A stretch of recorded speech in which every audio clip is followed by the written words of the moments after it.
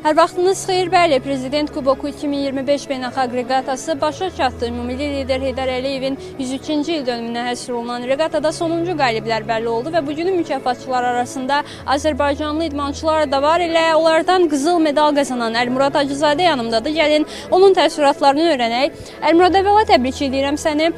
Bax, yarışa necə hazırlaşmışdınız, necə bir hazırlıq mərhələsi keçmişdi. Sonra sən addım-addım qızıl medala gəldin reqata günləri boyunca. Biraz reqata barədə məlumat ver.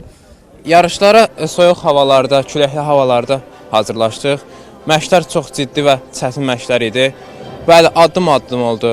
İlk yarışlarda 100 illikdə yer tuta bilmədim. 101 illikdə ilk medalımı qazandım və nəhayət 102 illikdə qızıl medal qazandım. Çətinliyi nəsə var idimi sənin üçün burada? Yarışın çətinliyi o idi ki, yarışa maksimum dərəcədə soyuqqanlı yaxınlaşmaq lazımdır və öz bacardığını göstərməlisən. Bu isə addım-addım olan təcrübələrlə asıldır. Çətinlik o idi. Sizin qarşıda vacib yarışlarınız var mən bilən. O barədə biraz istəyirəm danış. Qarşıda bizi gözləyən yarışlardan Slovakiya reqatası, MDB oyunları, Olimpik Hobis reqatası və Mingəçevir reqatası olacaqdır. Biz o yarışlara hazırlaşdıq və səbirsizliklə gözləyirik.